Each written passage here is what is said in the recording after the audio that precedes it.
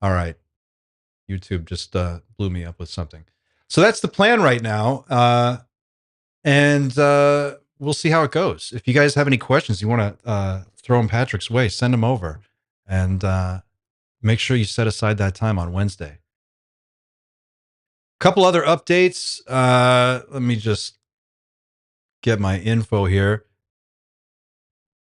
It's been a crazy week. I've got I spent 4 hours just answering emails. I had over 150 emails, and I don't even know how many hundreds of messages on various videos. And I'm finding out that it's really hard to stay on top of all that stuff. And I'm just trying to get through each one and try to answer everybody. But uh, it takes a while. It takes a while. It takes longer than I expected. And it's a lot more, it's just a lot more of my day than I really thought it would be. So, which is great. It's a great problem to have. It's awesome. But yeah, so if I'm not responding right away and you don't get an email from me or you don't get a response to your message, it's not because I'm blowing you off. I promise.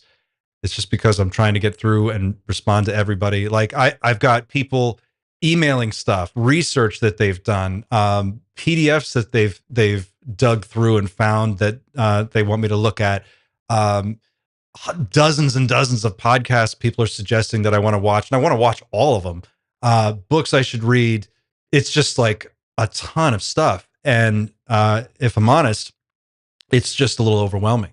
So that's not like a woe is me problem. We should all, we should be excited. It's exciting. So thank you to everybody. Thank you for especially all the new folks who came over and subscribed in the last 2 weeks. We added 1,000 subscribers, and a ton of them were people from Vetted who were just super cool. And we had a great chat on Vetted, and it was a lot of fun. And we were just talking, and I was like, man, we should be doing this more because all my people want to talk to you. And I had a great time doing it. So let's try to figure out a way that we can make it work. And I think we bring enough of a different perspective to everything that we're talking about, more or less, that it's interesting. I like to get Patrick's ideas on kind of the big picture, and he sees so much of what's going on.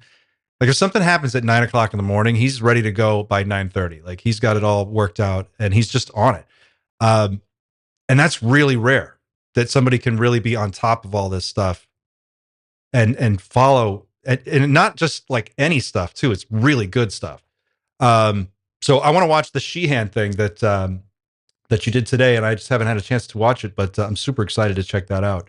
And I have some book recommendations to piggyback off of that.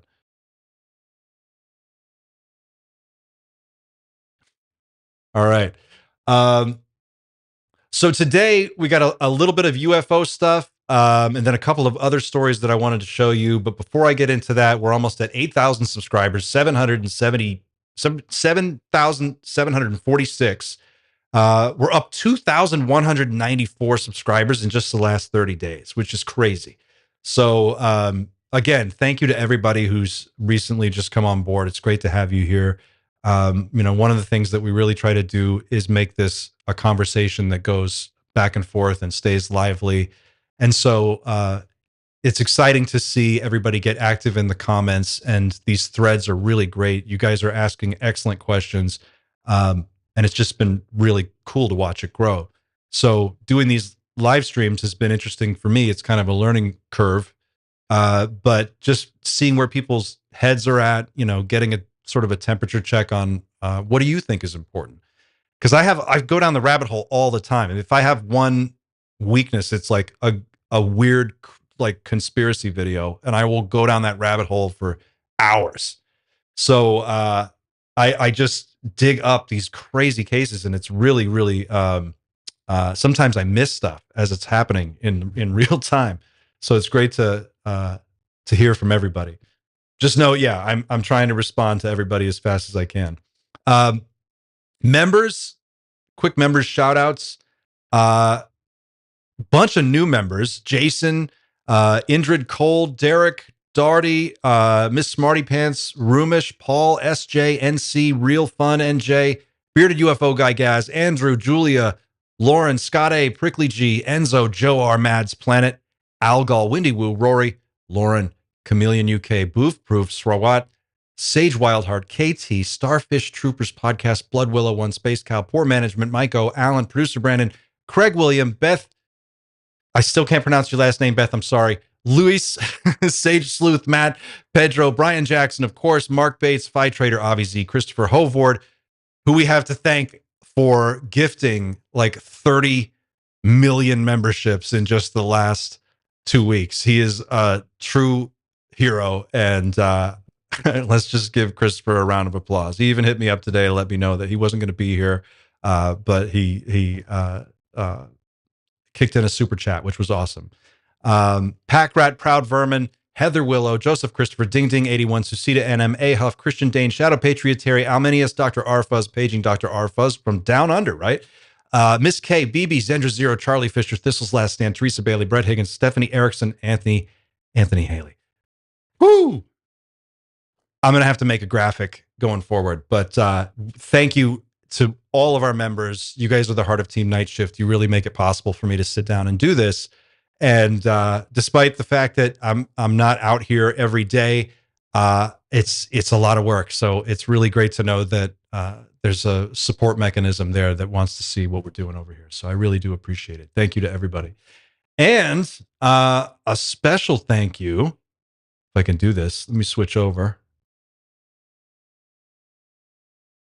to Chris N. Chris, member of the day, member of the week, member of the month, picked up a mug and then picked up a bunch of other mugs for his staff, and just a great guy, cool shirt. Thanks for the great email. He's sending me some books, and I'm excited to take a look at those. But just wanted to throw this picture up because he was super cool and sent a great photo over. I have a couple UFO shirts that I rotate in and out sometimes, and it's interesting to see who strikes up a conversation when you're out. Does anybody else do that? You have like a weird UFO shirt? Oh, our fuzz, Austria, Europe. Got it.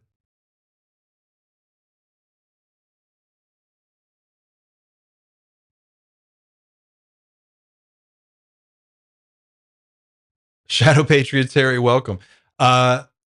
So yeah, UFO shirts. I've got a couple of them, and I rotate them in and out. And then sometimes I'll throw my kid in one, and we'll try to I do a lot of the matching outfits. So we'll do he's got like a duplicate of everything.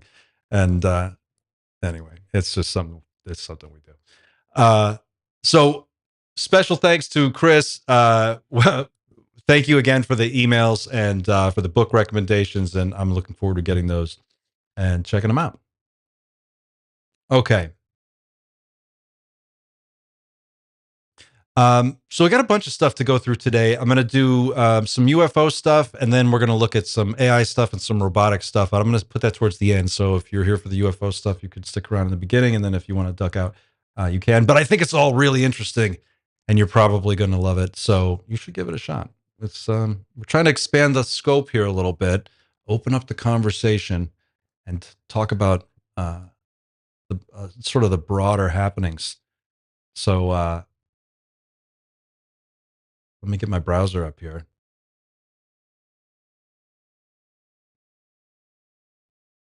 Here we go.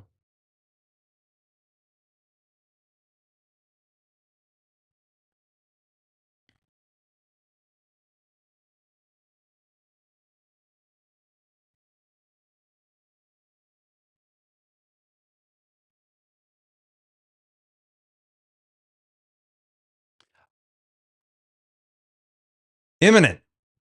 Number one bestseller in United States history on Amazon. What do you guys think? Did anybody pre-order this? I did. I haven't had a chance. This is another one of those. I haven't had a chance to dig into all this. I know 4 chapters are there, and I've got them, and I haven't even had a chance to really crack into this yet. I'm super excited to see what he has to say, but it's interesting that it always it's always another book. As much as I hate to say that, because it's cool, I'm excited to read it, but it feels like it's always another book, right? We're always just one book away, one book, one interview.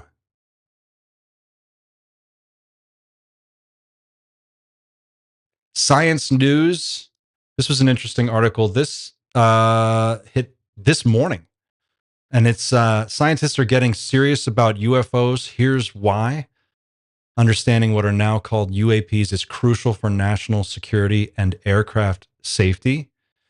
This is an interesting article because it's one of those on ramp articles that is sort of written for people who are absolutely, totally brand new to all of this.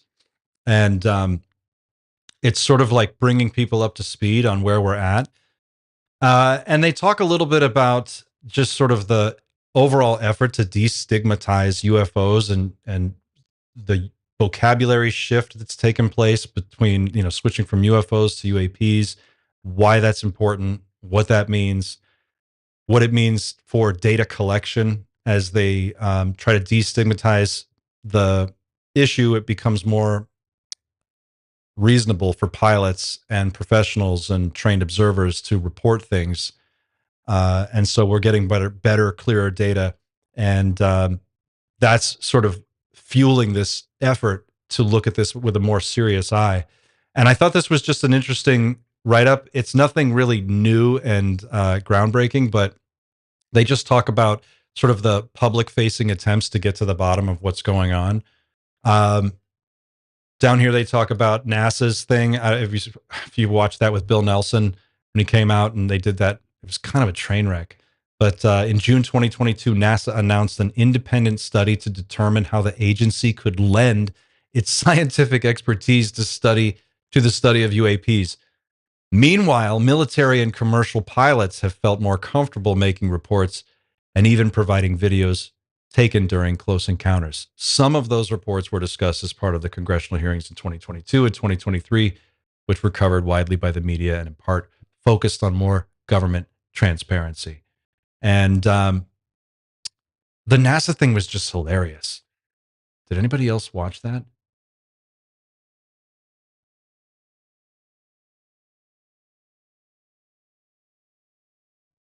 They brought out Bill Nelson and this whole panel, and they pretended like they didn't know anything about this, that this is all news to them. It was just really kind of weird to watch because you're like, are you guys just now hearing about all this? This is all just news to you?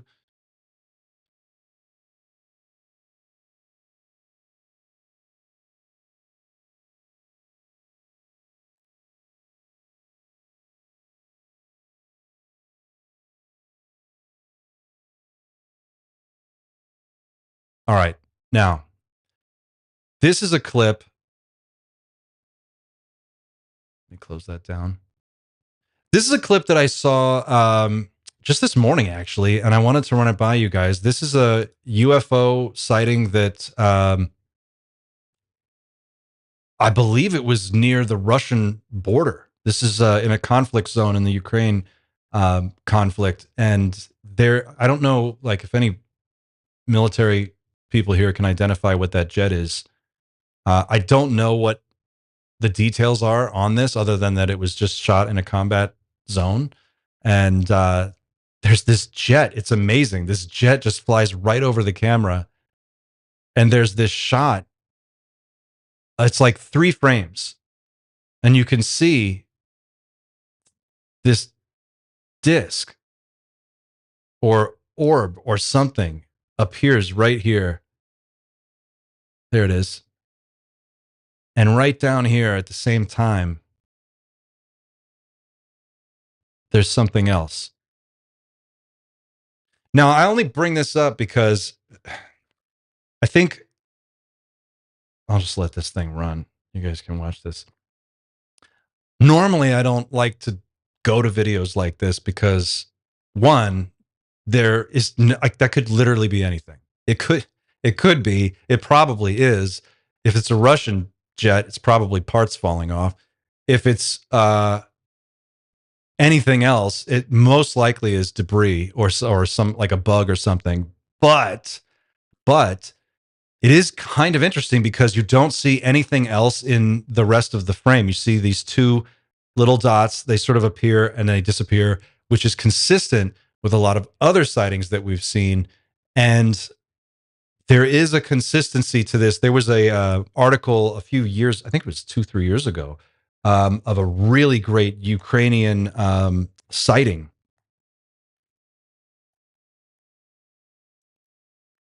And I didn't have this pulled up in time for today, but it is. Here we go. Yeah, this is from 2022. So if you think back to 2022, there was this really weird little like blip where some Ukrainian astronomers reported seeing these really bizarre, fast moving objects, and they were using special optics, and they were seeing these all over the place. And they called them, here, let me see if I can show you this. Here we go. Cosmic and phantoms. Now, this was later, people have claimed that this has been like walked back, but I just want to like tie this thread together for you guys and let you make your own judgments on this. All right, so September 15th, 2022, cosmic and phantom UFOs are all over Ukraine skies, government report claims. um, oh, as a photographer, what is my favorite UFO pick? um Gosh, oh, I'd have to really give that some thought.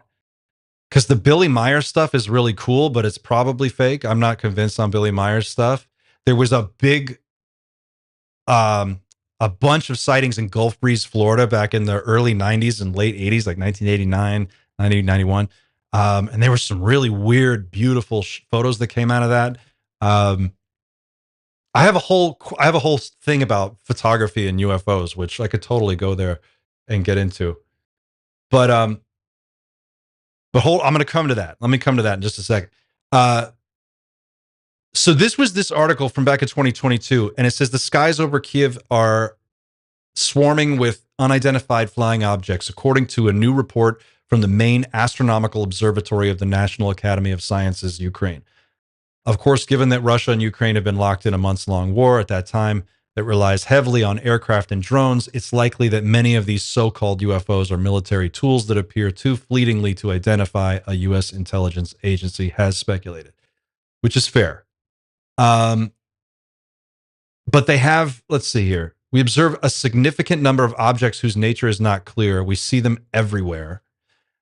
They divided their UAP observations into two categories, cosmics and phantoms. According to the report, cosmics are luminous objects that are brighter than the background sky. These objects are designated with birds' names such as Swift, Falcon, and Eagle, and have been observed flying solo as well as in squadrons, the team wrote. Phantoms, by contrast, are dark objects, usually appearing completely black, as if absorbing all light falling onto them, which is another thing we've heard about a lot. I think Lance Corporal John Wygant talked about that. Some of Stephen Greer's people have talked about this. It's been brought up a number of different times that the surface of these objects is so dark, it's like a metamaterial. So that's interesting because we do have materials that can do that. So it could be domestic, could be like homegrown Earth stuff, but we've heard that associated with a lot of UFO things too. Um, so there's this whole report, and they put this thing out. Um, Here it is. Unidentified aerial phenomenon observation of events. So you can go here and read this, but there was this amazing video that came out of this. And then shortly after, um, a few months later, there was a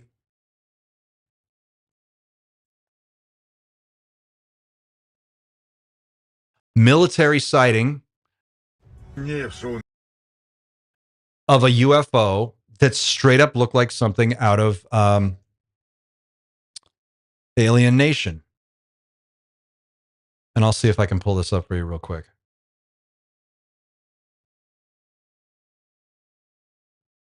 So what you're looking at is the report that these researchers put out.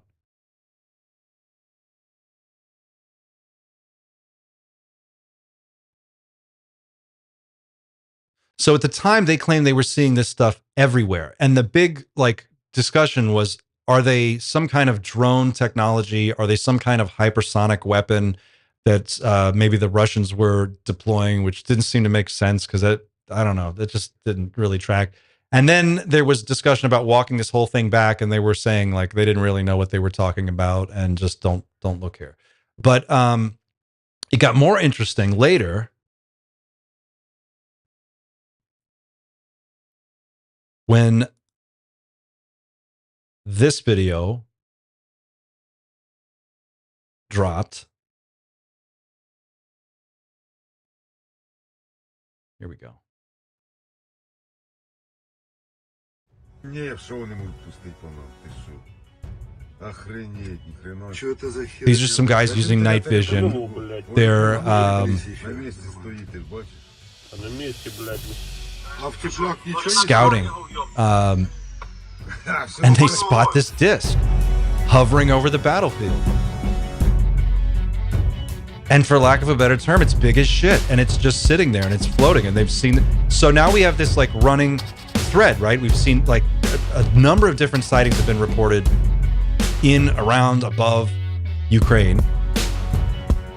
We've heard of them being seen around conflict zones a lot. That's commonly reported. And then we get this interesting video that came out today. Не, в шоу не можуть пустити. Look at this thing. Охренеть, ни хрена. Что это за херня? This is back in 2022. Ну, блядь. По-любому. А ну приблизь На еще. місці стоїть, ти ж бачиш? На месте, These блядь. guys are freaking out too when they're watching this. They're just losing it. Ха, що не хрена? They're flying a drone. That's what it was. They're flying a drone with night vision, and this is what they're looking at.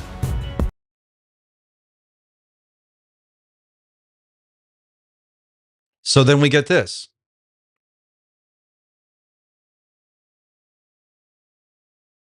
There you go.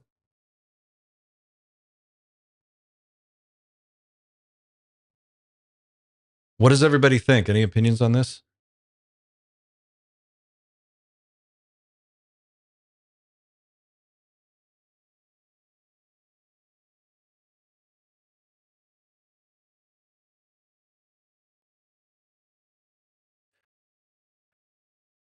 Out of wards. Well, if that's infrared and the item is hot, that's still weird. Whether it's absorbing light or it's hot, it's not moving. And it's big as shit. And it's hovering out in the middle of a battlefield. It's weird that a gigantic object would just be loitering in an area where there's all kinds of conflict going on. Like you wouldn't fly any other kind of aircraft. What does that?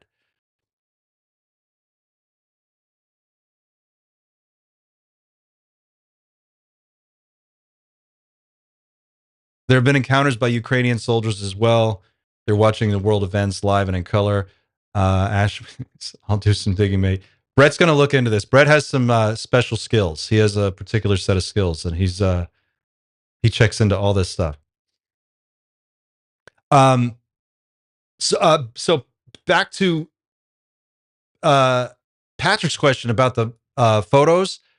There is one particular photo that it just popped in there that is freaking crazy. And I'm going to show this to you. There's no other way to say it. I try to dial the language back a little bit, but sometimes you just have to. We're all adults here. I have this photo on my computer, and this file is enormous. Some might even say big as shit. Let me see if I can dig this up.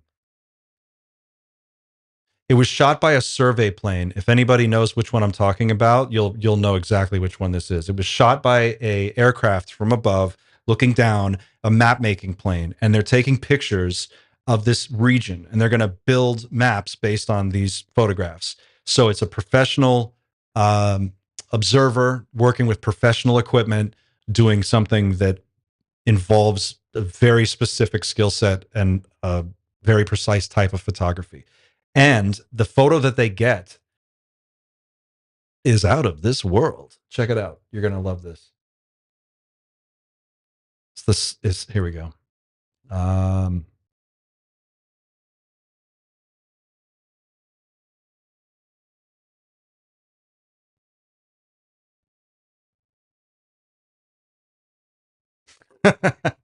Okay. So this photo is a drum scan, a TIFF file. And the way I found it was I sorted files by size, and this one file is 1.83 gigs. So let me see if this will even work. My computer might catch on fire when I try to do this, but we're going to try to open this up. Let's see if OBS.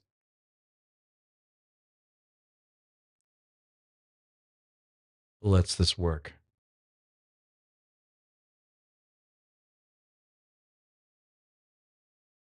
All right, we're going to have to go to Photoshop.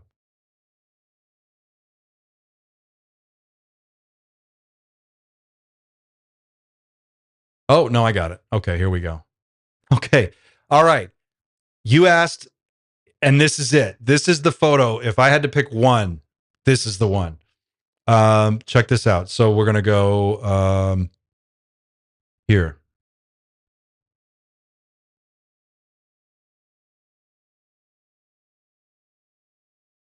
I feel like that was such a buildup. And then it's 10 minutes of me trying to figure this out. Let's do it. I have to do a screen share here. So let me do this. Image.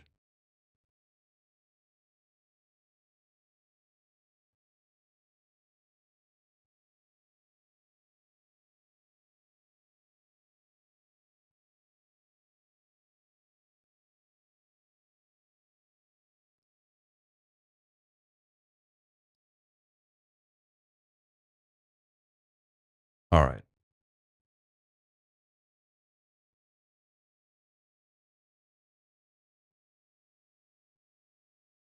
Okay, this is a drum scan of the original negative. And what you see here is this is the instrument calibration here for the photo.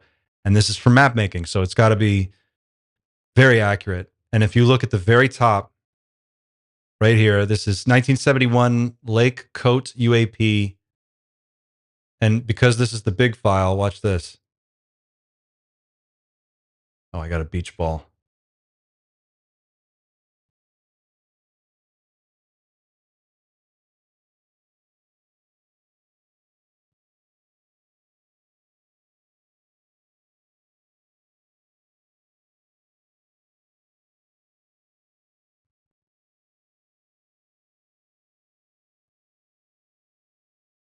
See, I just froze my whole computer just by zooming in on this.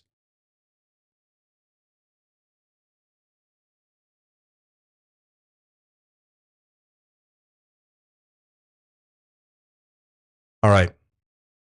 Let's see if I can do it another way. It's enormous, this file, but you can zoom in and you can see this disc, and it's a perfect silver disc. It's perfect. It's exactly what people describe. And it's awesome. So if I can get this to show up one more, I'll try it one more time. And if it doesn't want to go, then I may have to just bail on this idea. But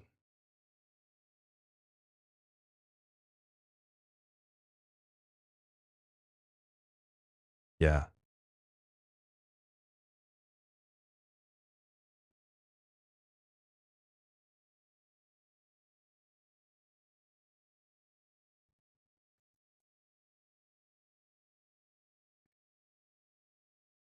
Here we go.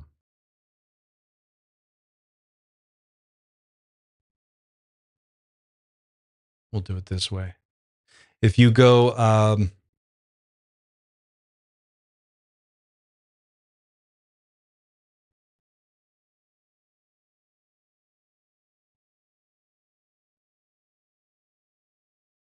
just pulling it up on DuckDuckGo.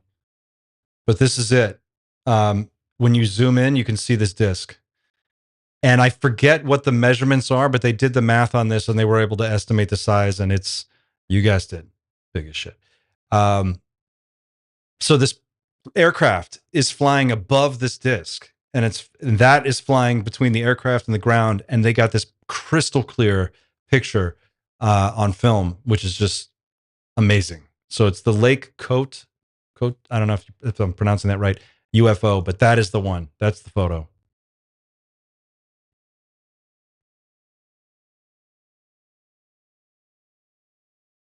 But there was this really cool documentary on, I think it was Netflix, on the Raelians. Did anybody follow this? That cult group?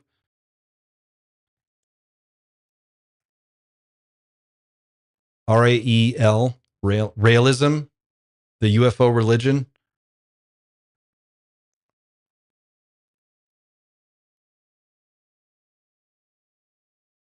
Rail the Last Prophet. That's what it was. Anyway, it's this crazy documentary, and they actually built their own UFOs. And then this guy, this cult leader, he looked like some kind of like he was in like some kind of 70s funk band. He had this crazy, ridiculous outfit, and he would wear this thing, this getup, and he would come out of this UFO, and they would take pictures of him, and it was unbelievable. So some of those pictures are actually pretty wild, but yeah, the Lake Coat one is the best. All right, so yeah, here's the thing. Photos are practically worthless, and that brings me to the second half of this thing. We're going to get into the second half.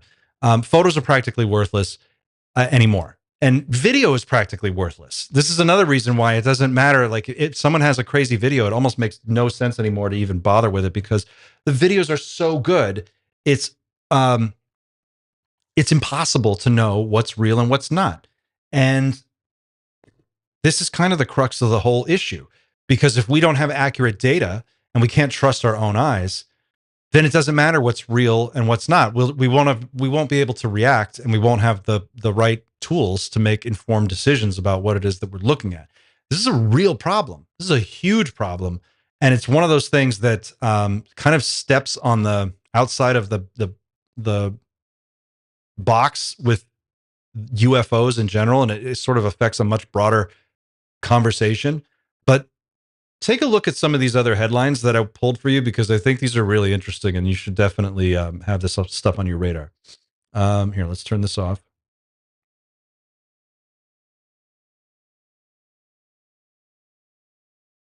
Where is my... Here we go.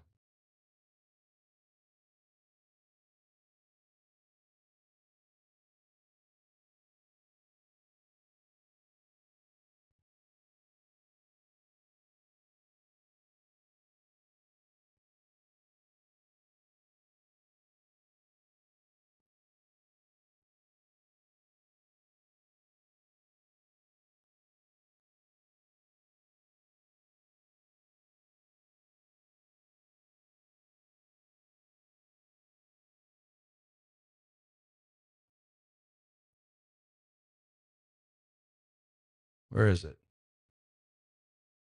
Here it is. All right, I had to reload that window.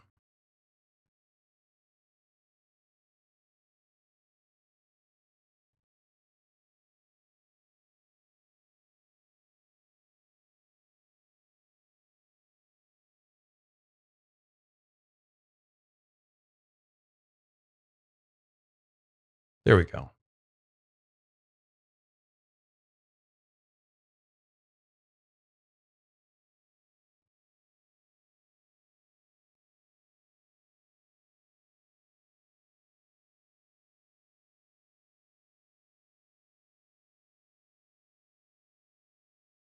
Okay.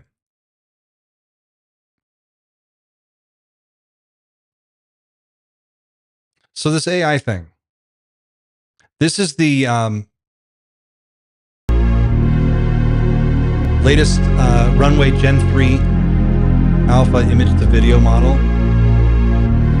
And this is only a few weeks old. This is not that old. But the big deal with this is how lifelike the emotional responses are. So when these AI generate an artificial character or an avatar and start interacting with people, they can fake emotions to an alarming degree. And this is just one of the capabilities that's gotten like perfected in the last 3 months, maybe 6 months, depending on what you look at. So that's the video side of it. This is just displaying these different emotions: shy, angry and shouting.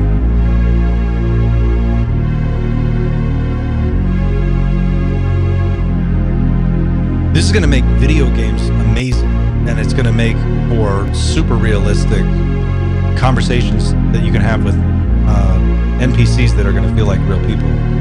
But I think that's kind of the problem, is because if this is so finely tuned, so perfected, how are we going to know what's real and what's not anymore? And especially with UFOs. We know that this space has been manipulated and misled in the past. And we know that our government intelligence apparatus has worked against the American people in the past. So what's it going to mean? Why is that so loud?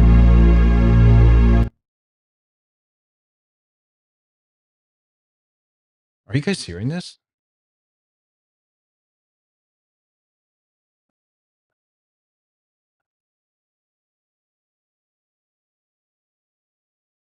Hang on, gang. I got a browser playing audio in my ear, and it's driving me crazy. Oh, this guy. All right. So we're coming to that.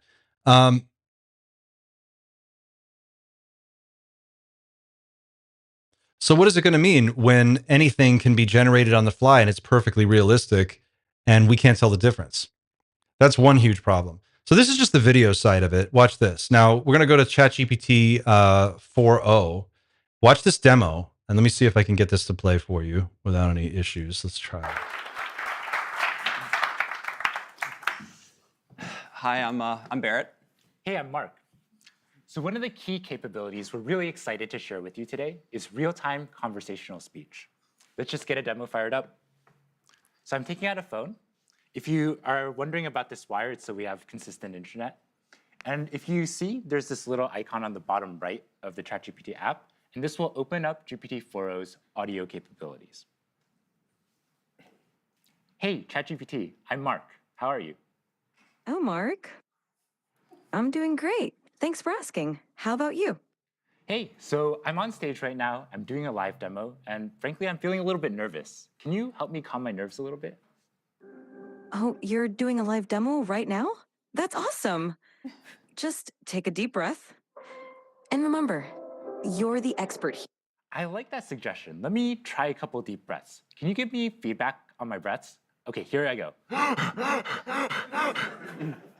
Whoa, slow down a bit there.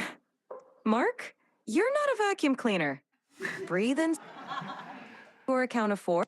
Okay, let me try again. So I'm gonna breathe in deeply, and then breathe out. For 4, and then exhale slowly. Okay, I'll try again. Breathing in, and breathe out. That's it. How do you feel? I feel a lot better. Thank you so much. So Mark, you've been working on these capabilities for a while now. Can you tell us a bit how it's different from voice mode? Right, so if you've used our voice mode experience before, you'll notice a couple key differences. First, you can now interrupt the model. You don't have to wait for it to finish your turn before you can start speaking, and you can just butt in whenever you want. Second, the model is real-time responsiveness. So that means that you don't have this awkward 2 to 3 second lag before you wait for the model to give a response. Real time. And finally, the model picks up on emotion, right? When I was breathing super hard there, it could tell, and it knew, hey, you might want to calm down a little bit. You're kind of running a little bit too fast. So, it really has that capability across the board to perceive your emotion. Not only that, though, the model is able to generate voice in a variety of different emotive styles. And it really has a wide dynamic range. So I'm going to fire up another demo for that. Yeah. Hey, ChatGPT, how are you doing? I'm doing fantastic. Thanks for asking. How about you? Pretty good. What's up? So my friend Barrett here, he's been having trouble sleeping lately. And I want you to tell him a bedtime story about robots and love. Oh, a bedtime story about robots and love? I got you covered. Gather round, Barrett. Once upon a time, in a world not too different from ours, there was a robot named Bite. Bite was a curious robot. always I like the way you exploring. started this story, but I want a little bit more emotion in your voice, a little bit more drama. Got it. Let's add some drama. Once upon a time, in a world not too different from ours, there was a robot named No, Byte. no, ChatGPT. I really want maximal emotion, like maximal expressiveness, much more than you were doing before. Understood. Let's amplify the drama. Once upon a time, in a world not too different from ours. It's so uncomfortably weird. It's so uncomfortably weird. All I can think about is that scene in Terminator where he's trying to like call them and get Sarah Connor to figure out where she is, and he's doing the voice. Or really all those, it's like every Terminator. Don't they do that in every Terminator? So you have super emotive, artificially intelligent generated avatars generated on the fly, real-time emotional responses, real-time emotional intonation and expression within the model. What's left? We take all that and we roll it into a robot and watch this shit. This is amazing.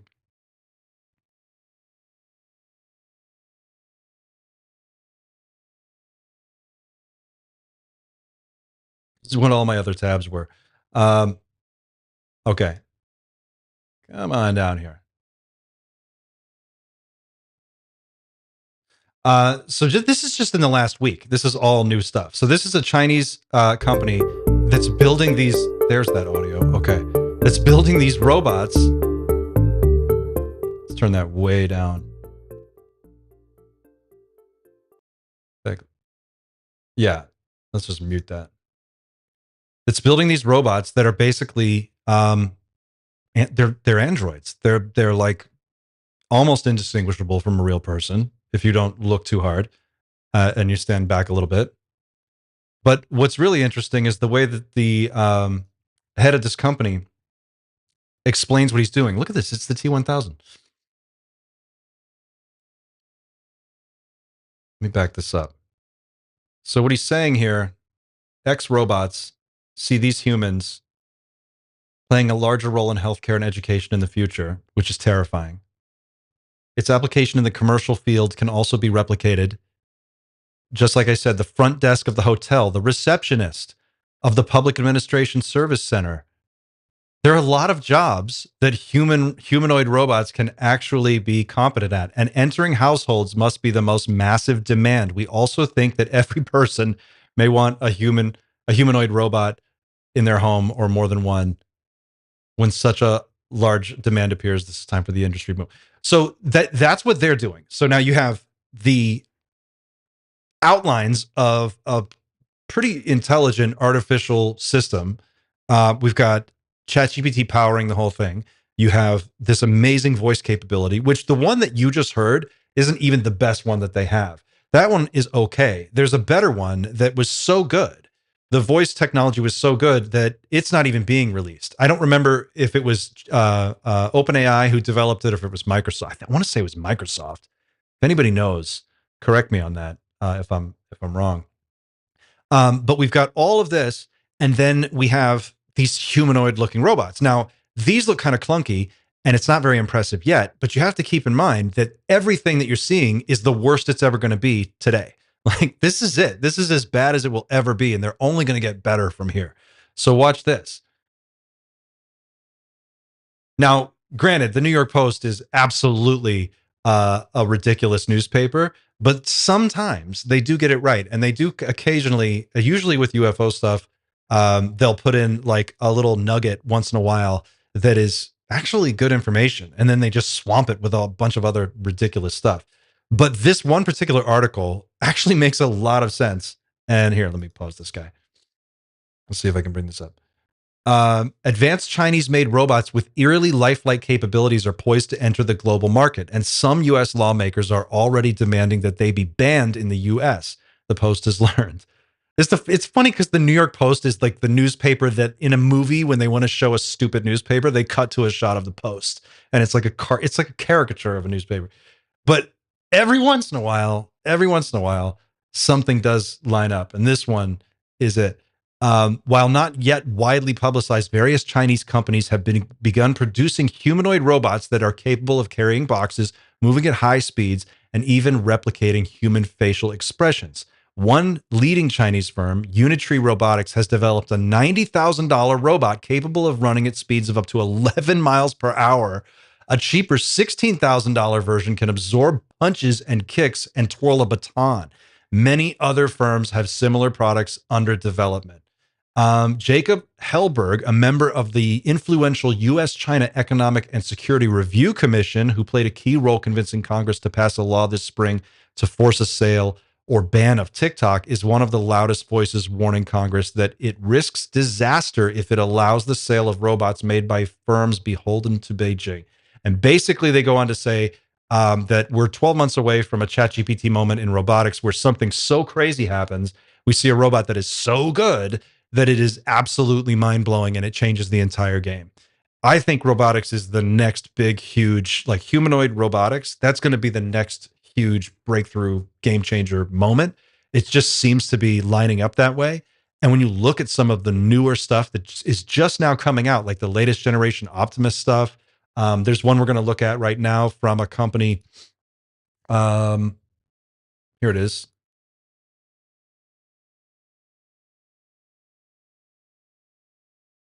The figure 2 humanoid robot shows off skills in BMW plant. Are humans obsolete? This is the headline. Now watch this. Let's see if I can just play it on the browser here.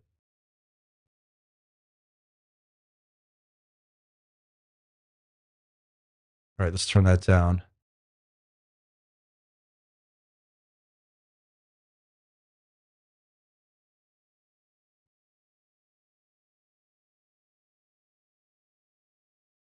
So this is the part of the movie that you're in right now. This is the worst they're ever going to be. What you're looking at right now is going to look like some old shit in like 10 years, 5 years, 3 years.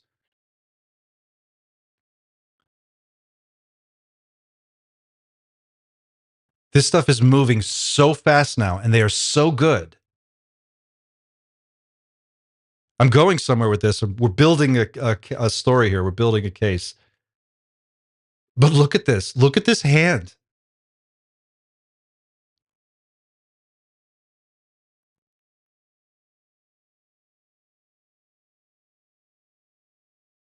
That's Luke's hand. That's Luke Skywalker's hand. That's the hand.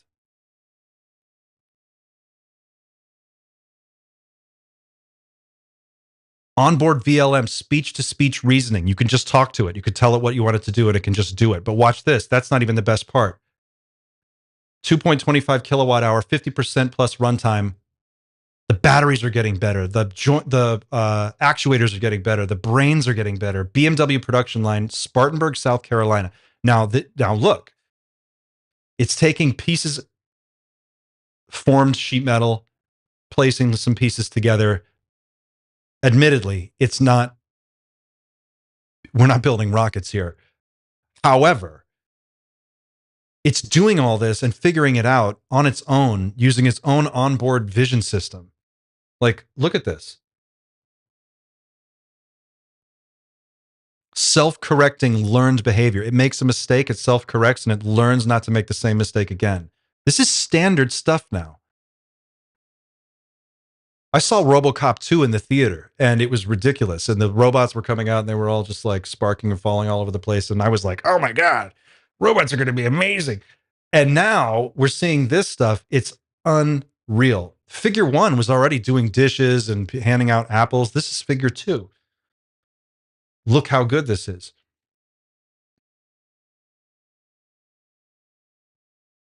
So why is this an issue? What's concerning about this? Isn't that awesome? It is awesome. It's amazing. And it's going to do a lot to lower the cost of goods and services, but it's going to have to because most people aren't going to be employed anymore. And I think that's going to be the main issue coming out of all this. It's what the CEO of the humanoid robotics company in China was saying. He's like, we can replace secretaries. We can replace front desk people. All those jobs are gone. If you're a face at if you're like a tour guide, or you do anything where you just talk to people and throughout the day, this is going to replace that. It's like Johnny Cab in Total Recall. They're going to have Johnny Cab, and then the cab's going to drive itself anyway. This is about to get rolled out at lightning speed. Even Figure Two, was it Figure Two's robot that was $90,000? Whichever was the one that was $90,000. That's one person for 1 year, and you can buy that machine, and it'll do the work of one person, but it'll do it 19 hours a day, 7 days a week. If you can swap out the batteries, or you can just, like, I don't know, tether it to a power source and let it run all the time. They'll work 24 hours a day, 7 days a week. In fact, this last week or the week before, they opened the world's first dark factory where everything is automated and the lights don't even come on. And the entire factory is one big machine that just makes stuff. Xiaomi, is it Xiaomi who's got the iPhone plant that produces one iPhone every second without any people? It's completely automated. The factories of the future are going to be a symphony of robots all working together in concert, coordinated down to the second, and every movement is going to be carefully choreographed in real time, and they're going to be hyper efficient. So if you think for a second that these robots aren't coming for your job, you're absolutely crazy. You're out of your mind. This is exactly what's coming, and it's super important that it's on your radar, because before you know it, it's going to be a real problem for everybody. Once they can automate away most of the jobs, what are we looking at? 10 years? Maybe 20? I mean, look at where we're at today. Think about all those jobs that you didn't think could be automated. They're all being automated. All of it's happening. They already have gotten you ringing up your own groceries at the grocery store. They've got call center jobs are done. That's all done. It's going to be a bloodbath out there. It's crazy.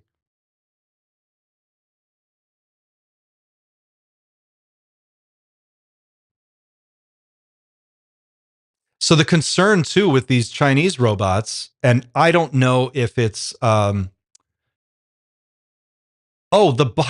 Boston Dynamics, Ryan Davis, the Boston Dynamics fully electric robot. Boston Dynamics is another one, and Tesla. That's the thing. Like, now we're in a race condition to produce these amazing machines that can outperform each other. It's like this tit for tat arms race to develop the best technology around all this stuff. And you're going to see it coalesce into one humanoid robot that is going to be like the Model T Ford of robotics that everyone can afford, more or less. It's going to be like available to most people. It's going to cost like about as much as a car. And you'll be able to pay like a monthly payment and finance it. And it'll do all kinds of stuff. And at first, it probably won't do a lot, but it'll do a lot more than what we like your Roomba. And then at some point, it's going to just get an update and another update and an update, and it's just going to be super intelligent. So what happens when you have tens of thousands, hundreds of thousands, or millions of these robots in people's homes, working in factories, working in retail, and doing all the things that people used to do, and they can be hacked and controlled as a system, as one gigantic unit, or worse than that, the company that owns them, that writes the software for them, can basically just give commands and make this entire robot army start doing stuff, observing you, recording everything you're doing, passing all that information back, walking around your house, taking a note of what time you fall asleep or whatever, like anything really. I can imagine scenarios where you could have robots launching terrorist attacks. You could have I mean, we could probably see that happen within 10 years, 15 years. They're already doing it with drones. So how much is it going to take to get a humanoid robot to, I don't know, do something crazy, as good as they are? I need your clothes, your boots, and your motorcycle.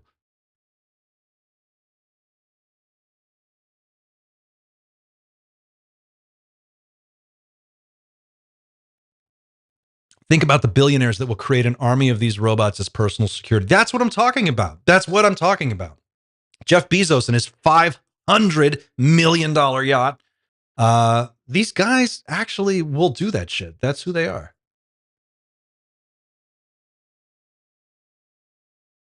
So we've dipped into politics here and there on this channel, and I try not to like. I don't want to piss a ton of people off, but I also don't want to be like. I want to be honest, and I want to be true to what I believe and what I think is real and what I think are real problems. And this stuff is a real problem. And what's really interesting is how asleep America is at the switch on all this stuff. And if this channel has any kind of political perspective outside of just making sure people are taken care of and we do our best to eliminate suffering, one of them is we need to get on this AI situation and start regulating these companies because they are running wild right now, and it is unbelievable. It's a little bit scary, and I don't know how nervous you guys are about it, but there are enough people in high level positions saying we need to slow down and pump the brakes on this that I take it at least as seriously as the UFO conversation. Like you had Eric Schmidt, the former CEO of Google, saying we may need to pull the plug in as little as 5 years on some of these systems. So that's really terrifying. The EU is actually doing some stuff on this, and they passed this huge AI law that is going through, and basically it's starting to sketch out a form of regulation on the use of artificial intelligence as we go forward in this new world, and it becomes more and more of a daily part of our lives. They're trying to get some guardrails in place to make it possible to coexist with this technology in a way that doesn't completely screw us all over. Like strict bans on using AI for predictive policing, where they basically analyze your behavioral patterns and then they form a profile of you, and then they use that profile to determine when and if you're likely to do something illegal. Like predictive policing, a really simple one might be your insurance, the amount you pay for insurance could be, and a lot of times is affected by the way that you drive. And as these cars start to record your driving habits and report back, that data can be sent to your insurance agency, and they can do stuff. They can give you tickets, can do all kinds of different things. Biometric information, they're trying to prevent that from being used to profile people based on like sexual orientation or their ethnic background. It's a really interesting thing because I don't hear much about it in the States here, but it seems like the EU is out front on this and doing some really interesting stuff. So I just thought that was interesting. All this stuff together.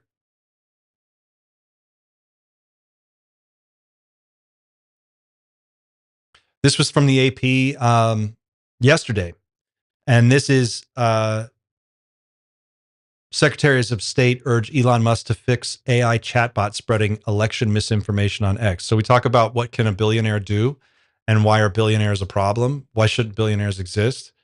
I'm not a crazy communist, but I just think if $999 million is not enough for you, well, then you can fuck right off. Like $999 million is all the money anybody needs, and we should not have billionaires. But one billionaire who owns his own private space program that basically will do whatever he wants, who can determine the outcome of a war by who he lets use his satellite network. He owns a social network and an AI platform, which can be used to weaponize that social network. This is a real problem. And basically, Grok was busted for passing along inaccurate information, saying that deadlines for voting had passed and that there was no reason to go vote because it was already over. It was this whole big thing. And it was such a big issue that 37 million Americans received false election news and information from this based on their estimation. So 5 secretaries of state wrote a letter urging Elon Musk to fix AI chatbot Grok for spreading misinformation. And this is the state that we're in. This is what's so ridiculous to me, is that they write a letter and they just strongly urge him. They wrote a strong letter. They wrote a strongly worded letter. Like that's what we do. When we have to address a billionaire, they can do anything they want. They can shoot shit into space. They don't have to ask anybody. They can basically do whatever they want. And then when we have a problem with them it's like hat in hand, please, sir, if you don't mind, and it's not too much trouble, would you please not use your artificial intelligence and your huge social network to spread misinformation about the election so that we can all just live in a society that functions properly. They just haven't, these people have an out of, the amount of power they have is completely out of balance with the needs of our society. And it's just ridiculous. So you take a guy like that, you take the artificial intelligence, the robotics, you put all this stuff together. We're going to be in a really bizarre place in like less than a decade. And we're kind of already there. So anyway, that's just my 2 cents on the whole issue.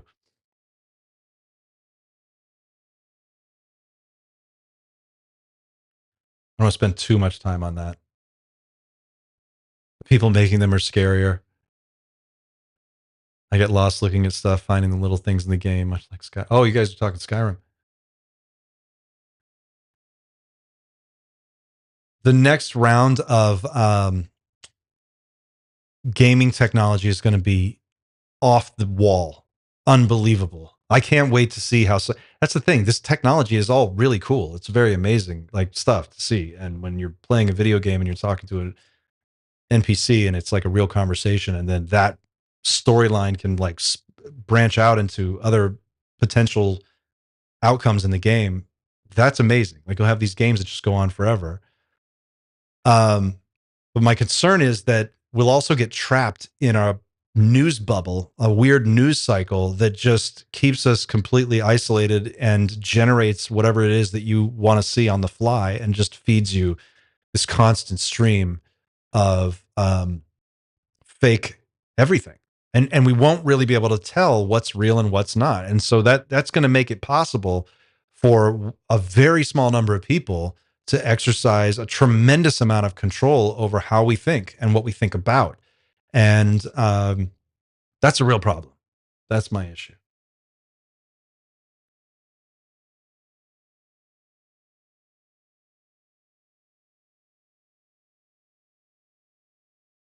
Yeah, we're halfway between cyberpunk and solarpunk.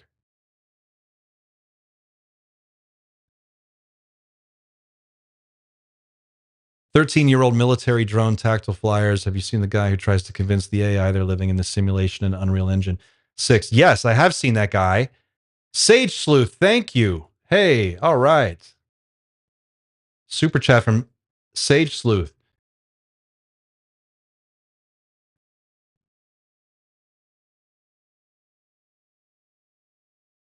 Solarpunk is exceptional.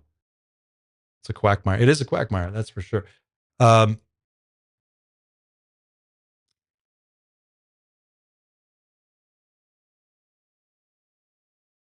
Just checking this chat while I catch up on your guys' your messages here. Imagine AI you use every day. This is John C. How long before you stop checking if the AI is accurate? Governments are so behind in regulating technology. That's the thing. I mean, how often do we know if our AI is accurate now? And to be fair, I use AI all the time. It's important. It helps me. It allows me to do what I do here. It allows me to have all the different things going on that I have going on. And so it gives me tremendous flexibility. So I'm not like outright against artificial intelligence, nor am I outright against robotics or advanced robotics. I actually think advanced technology in these areas is what is necessary to get us to the next level of this game.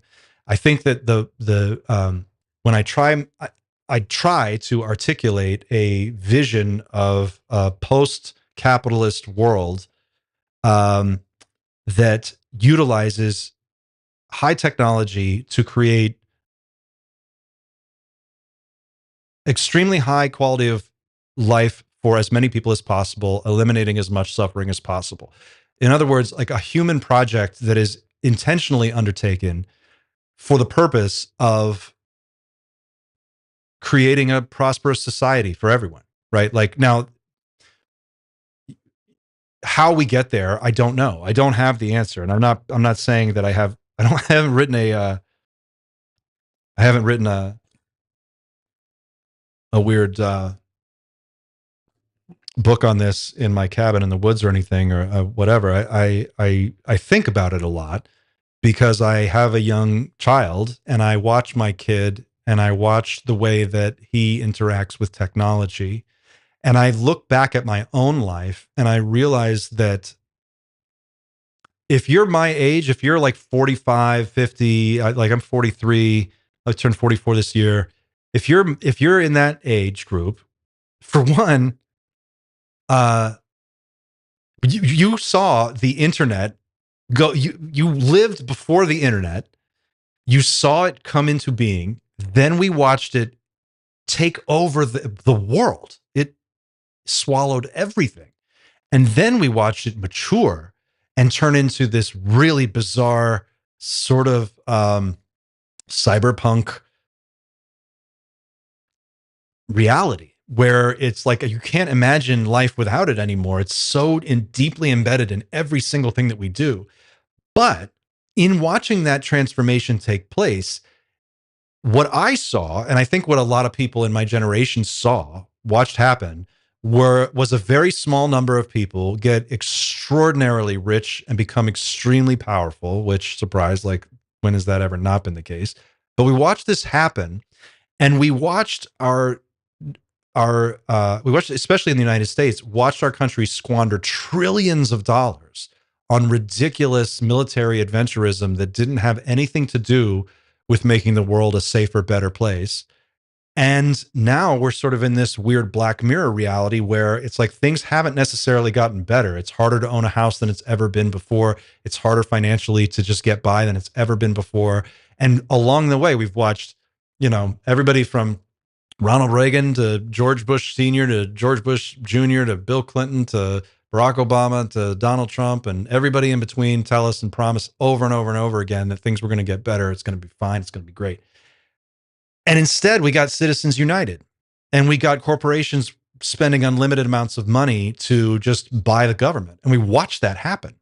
So when I look at the next 10, 15, 20, 30 years, what I'm looking at is I'm looking at these technologies that are not really in their infancy anymore. Like infancy would have been 20 years ago when Asimo, was it Honda that made Asimo? When he came out in like 2006 and played a trumpet or something on a show. I think it was Honda. And now we're at the point where they're ready to start taking over jobs. And I asked myself, what is my kid going to grow? What kind of world is he going to grow up in? And how do I prepare him for that world? How do I talk to him about what he should do with his time and his talents and his energies and the things that he's interested in? I have no idea. And I think for the first time, no one really has any idea. And I think that's really weird. I think it's a weird time to be alive. I think it's a really weird time to be alive. And I think it's super important that people clue into that fact. UFOs are just a piece of this puzzle, but they're a really important piece because the UFO activity that we see, the UAP activity that we see, the disclosure push that we see, Carl Nell, David Grush, Lou Elizondo, all these guys, the Soul Foundation, this is not happening in a vacuum, right? This stuff is happening in reaction to something. And when you look at all of these gargantuan changes that are starting to play out and ripple across the world, it doesn't look great. It's kind of scary. And I'm not trying to be pessimistic about it, but if you follow the trends the way that we've seen them go so far, I expect like 6 guys to own everything in the next 20 years, and we'll all just rent everything from them, and that'll be the end of it. It'll be like 5 companies. It's going to be like Netflix, Disney. I don't know. Like, who else is there? Apple, Microsoft, OpenAI. There's like 5, 6 tech companies. So I think that's my concern. And I guess if you ask me what I would like to see, I would really like to see us undertake a more deliberate global approach towards addressing our future and doing it in a way that creates a sustainable future for all of us going generations ahead and thinking out 7 generations into the future. What's the world going to look like? How can we improve it instead of just destroy it? Because whatever your thoughts are on disclosure or UFOs or UAPs, I happen to think that there's going to be a moment of, I don't want to say reckoning, but there's going to be some huge event. I am convinced that something out there is pushing this disclosure process forward at an accelerated pace. And it seems like the smart people in the room know which way the wind is blowing and they're getting their ducks in a row. And so when I watch these people at high levels of government, everybody from presidents, like, look, Trump has talked about it, Obama's talked about it, Clinton's talked about it. Bush has winked with a wink and a nod, kind of like lets you know. But these are not isolated incidents that are just happening off in a bubble someplace. This is all kind of happening together. We have congressional legislation that's moving forward again. The Schumer amendment was just the first attempt, and then it gets gutted. Then they resubmit it. It's not like they're embarrassed that the first one didn't go through. They doubled down. We're seeing amazing activism in this space, pushing that conversation forward. So that's happening alongside of all of this other stuff. And I think that we're reaching, as a civilization, an inflection point. Kurzweil calls it the singularity. I think there's something to that. We're reaching a point where our technology is so powerful that we're going to either destroy ourselves within the span of the next generation or two, or we pull out of this dive and we make a decision to go in a different direction. And in doing that, we're going to have to let go of some things that don't really work anymore. One of those things is our traditional notions of what capitalism is and how it works. It's just not going to function anymore. We're going to be at a point where labor is practically free. Labor is going to cost like not much more than the cost of energy. And as soon as we crack energy and we can get to fusion, you've got unlimited labor. You have basically unlimited energy. Then it's just the cost of raw materials and transporting those things around, which if we play our cards right, that could be really easy to do. So if in all of this, we happen to figure out that we've got our hands on a bunch of really exotic alien technology, which it seems like we do, gang, like, do you know what this means? This means that within your lifetime, you could live in a world that is so far apart, so drastically different than the one that we know today. It's going to look like Star Trek. It's going to be unbelievable.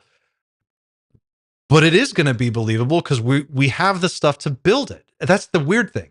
It's not some pie in the sky sort of religious idea of this thing that might exist and maybe one day we'll all see it. It's like you can see the building blocks. They're all in place. All we have to do is not fuck it up. So the question is, how do you do that? How do you achieve that goal? One thing I think is critical is a complete and total global denuclearization project that has to commence immediately. And that's got to run in tandem with a global coordinated effort at getting off of fossil fuels as fast as possible and immediately switching our economy over, our whole global system. It's happening, but it's not happening fast enough. And it needs to be dealt with the seriousness that we would apply to any other threat. Carl Sagan once gave a presentation where he discussed the amount of military expenditure that was devoted towards the Cold War. And he was saying to this group, he said, what was the likelihood that you estimated in your best estimation that the Cold War would turn into a hot war at any given time? Was it 10%? Was it 5%? What percentage likelihood did you think there was? And that percentage wasn't very high, but it was high enough that we decided to spend trillions and trillions and trillions of dollars for decades and decades and decades building up this enormous military machine. And for a long time, the thinking was that, and it still is, that strategically, if everybody's got enough weapons to kill everybody else, then it's like that scene in Reservoir Dogs, and everybody's just pointing a pistol at each other's head. But if you saw Reservoir Dogs, you know how that ends. And eventually, I think it's going to end that way for us too. So we have to just, at some point, get our heads in the game and decide that like we just have to turn all this shit off. We've got to shut it all down. We've got to disassemble all these nuclear weapons. They want to lean heavily into nuclear to provide the power source that's going to be required to power the next generation of AI tools. These server farms are power hungry monsters. So there's already a push to build more nuclear power. And I'm not convinced that that's necessarily a great idea, but I'm open to discussing it. If they're building like thorium reactors or doing something a little bit more less risky. But this is all kind of one big conversation. Our species is moving from a period of weirdness and this really awkward moment in history where we're sort of like in the adolescence of our time here. And we've had the big party. We've burned a lot of the fossil fuels. We've built this weird society where we have all these crazy things, and it's based on this consumerist model where we just constantly are throwing shit away and buying new shit. And it's been said that it's easier to imagine the end of the world than the end of capitalism. And what I'm suggesting is let's try to imagine both at the same time. And let's figure out a way to apply this technological opportunity that we have and not squander the window of time that's in front of us, and use it to jump the gap before climate change becomes such an issue that it makes it impossible to carry on the project of civilization in an organized way. So that's a long-winded sort of like roundabout way of tying all this stuff together, but I take pains to do it lately. I've been talking about it more and more because that's what's on my mind. And that's kind of where I'm at. I think that I think we have to take it all together because that's, we're one planet. Whether or not we agree on how the value of everyone else's lives here, if you believe that other people are real and they feel pain like you do, they have emotions like you do, they have dreams, they have hopes, they have fears like you do. If you can connect with that and you can look around and you can go, well, what we've been doing so far has brought us to the brink of collapse and catastrophe a number of times. In fact, it's a miracle that we haven't already had a nuclear accident. It's a miracle. There have been so many close calls.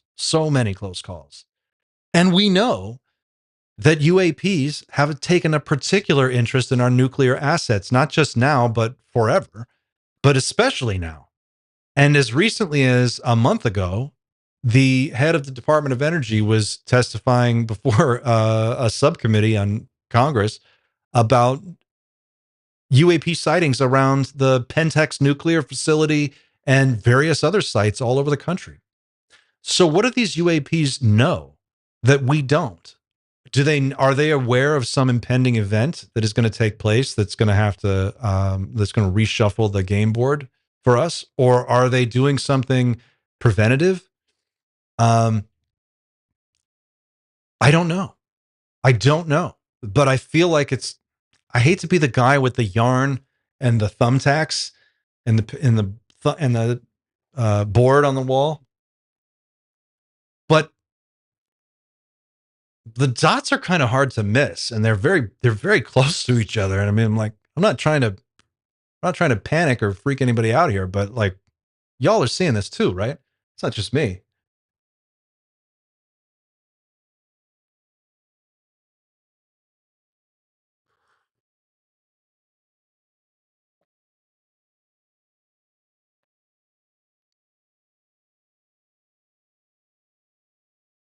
Heiser Sose, think I just heard something about the US government basically saying we stopped allowing the study in intellectual property on nuclear science, and they will do it with AI study as well. I think, yes, that is, I think they were saying they've classified entire areas of physics.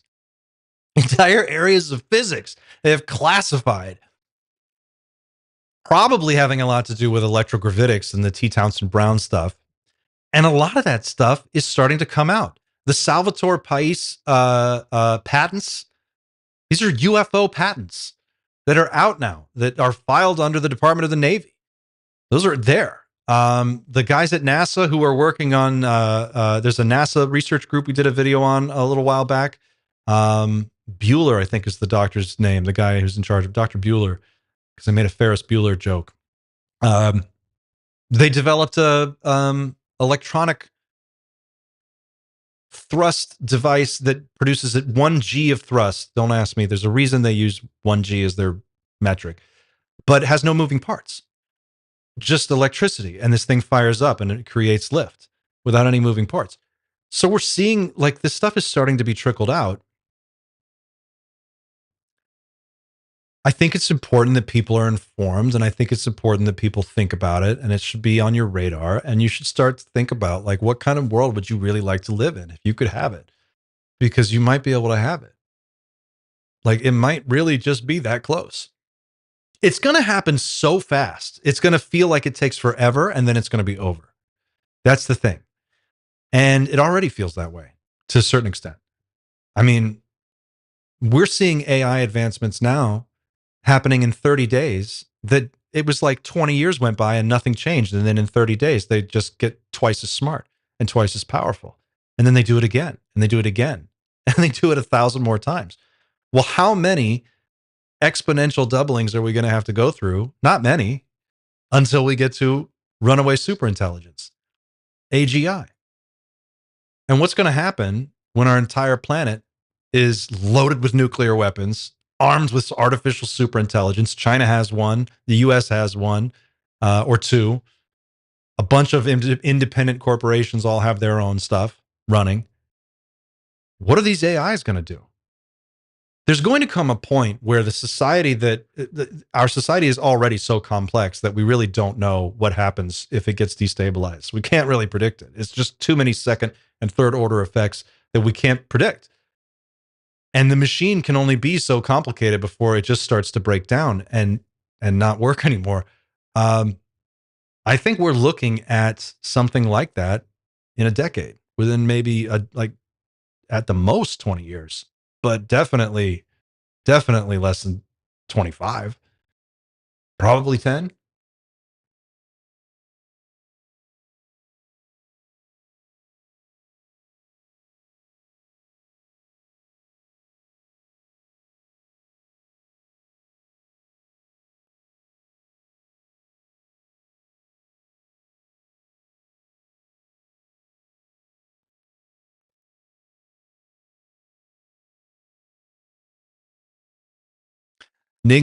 Marcus X Art, Ningley's super cold magnetic superconductor gravity manipulation and the number of super cold propulsion shown on the FLIR UAP videos is odd.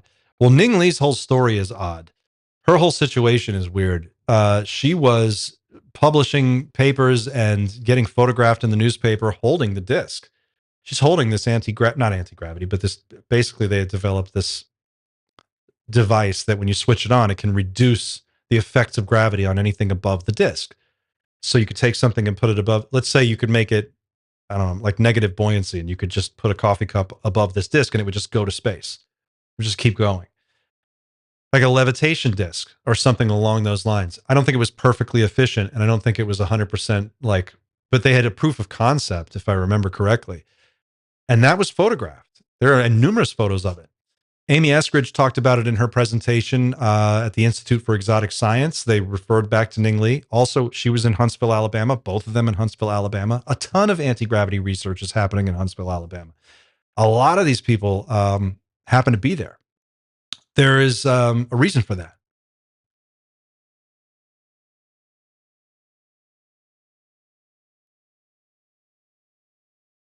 Oh, John Titor was the time traveler, wasn't he? Paradigm shift is already happening. Yeah, John Titor. Isn't cold superconductor magnet just the Meissner effect? Quantum entanglements intriguing as well. I met Chris Blezzo a few months back and was able to experience a skywatch on Wrightsville Beach with him and others. What I witnessed was amazing. Chris gave me a hug and said, "Stay positive." So Ningley makes this thing. She's photographed a bunch of different times, and then she just vanishes without a trace, disappears. And the next time anybody, in fact, she disappears so completely that there is in the Huntsville newspaper, there's an article about the search for Ningley. They were trying to figure out where this woman went. And it was theorized or hypothesized at the time that she had been recruited by the Chinese to go work for them, reverse engineering some of their stuff or developing some of this technology for the Chinese. Now, this was back in the early 2000s. So if that's true, then that feeds. If that's true, then that lines up with some of the stuff, the sort of loose clues statements that Lou Elizondo has made about, and David Grush, that we're in some kind of a Cold War and there's this race to weaponize this technology and perfect it. So now you have Huntsville, Alabama, you have Ningley, you have Amy Eskridge. Ningley disappears without a trace. Amy Eskridge passes away under mysterious circumstances after giving a really bizarre, weird interview. And all of this stuff circles back to anti-gravity research. And all of that stuff really ties into this comment about we've classified entire areas of physics and we'll do it with AI. Like, what are they talking about?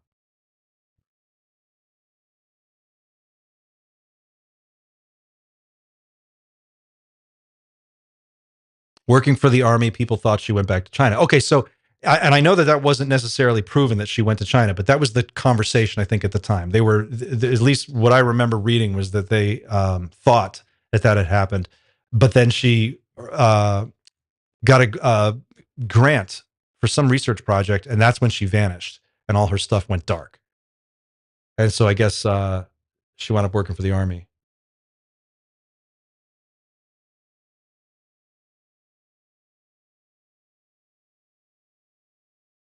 Comes back, then gets hit by a car, the classic assassin plot. Well, John Mack got hit by a car, too. That was interesting.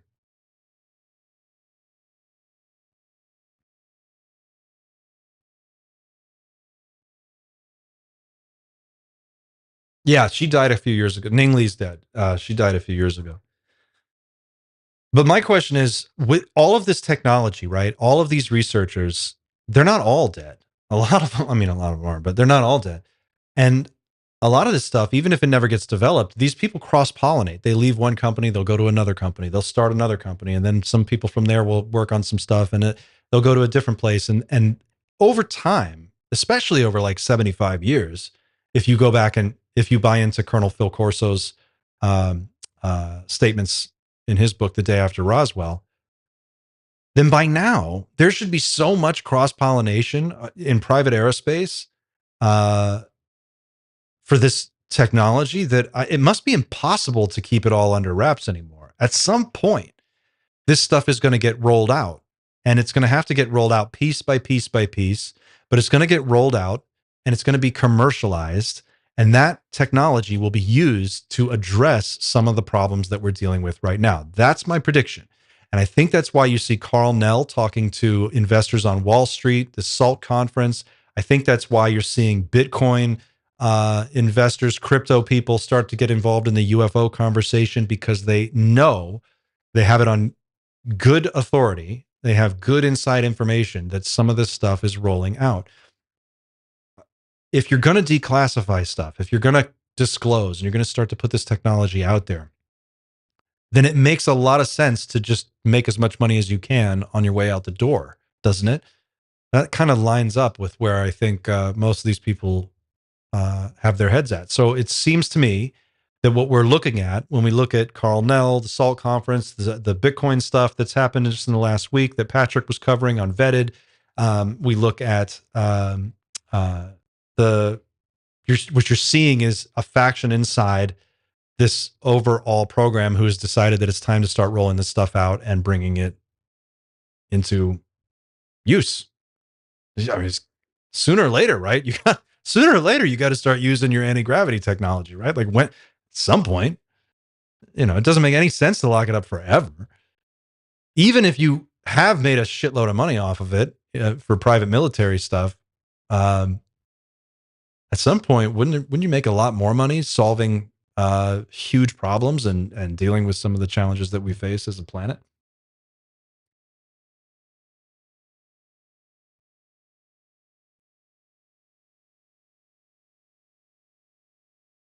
If money won't matter, why care? I think money will matter. I think a type of money will matter. I think that there's going to still be a need for some kind of exchange that is going to make life interesting. I don't think it's going to, it doesn't make sense to me that there wouldn't be. I just think there have to be some guardrails in place to prevent 3 people from having all of the power, owning everything. That's a problem, right? Like, that's not a radical idea. This is pretty straightforward stuff.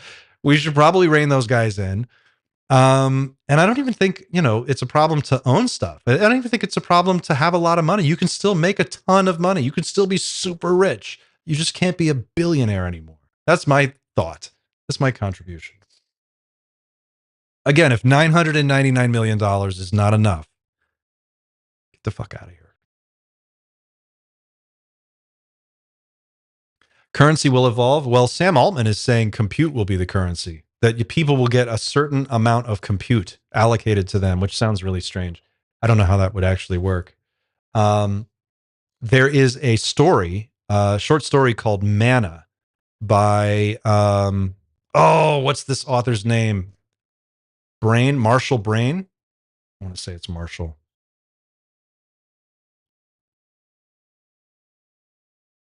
Yes. Okay, check this out. So I'm going to throw this one out there.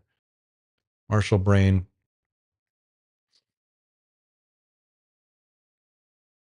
So Marshall Brain is a technology expert, a futurist, an author.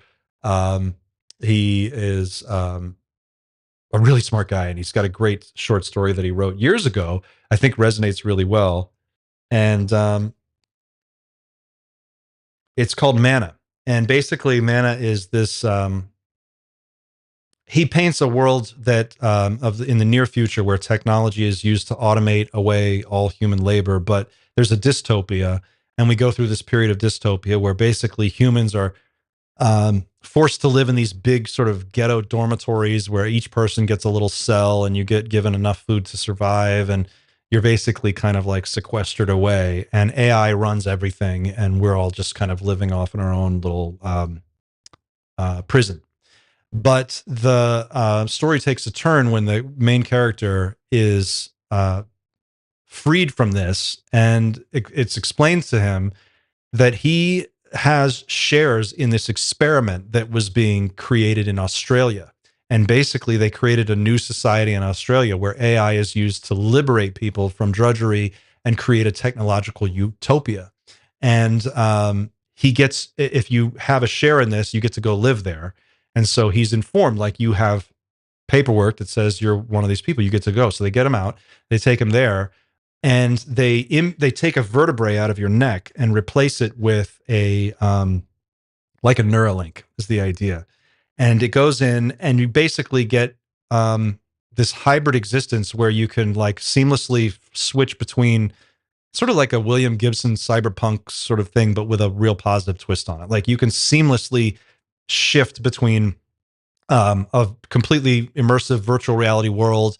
You can come back to the real world. You can communicate in real time, like telepathy over this sort of cognitive internet with everyone else. And it's like this, it's a really cool vision of the future. And in that world, in his story, everybody gets a certain number of credits.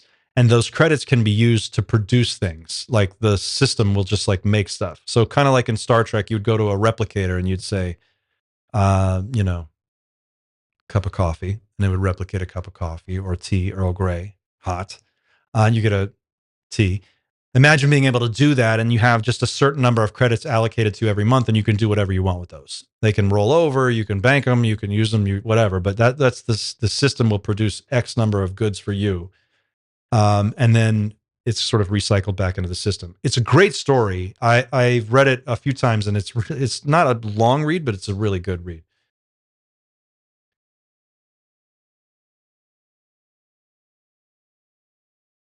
Will my $9.99 make the cut?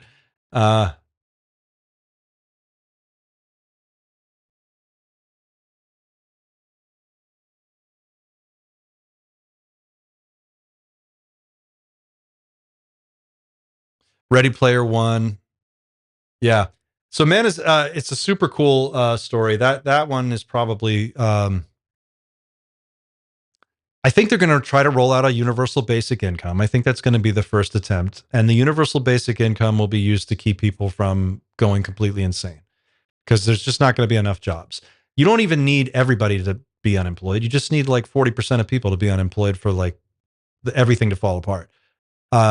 So there's going to come a point, and it's a predictable curve that like there are data sets that you can use to arrive at these answers, and people are looking at this stuff. I don't know the answers, but I know that this is being looked at, where we just hit automation, that's automation sweet spot, and they've got a humanoid that can do about 75% of what most people can do most of the time, and that'll be enough.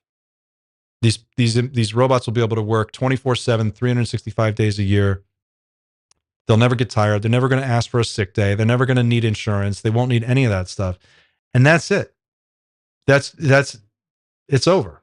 Once we get there, and you can see it from here. So we're going to be at a point where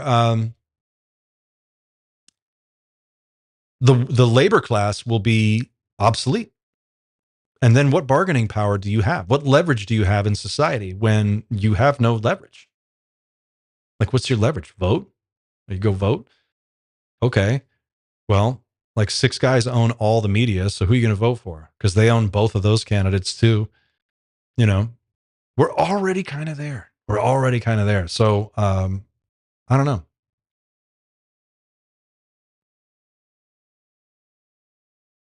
Intellectual or art, then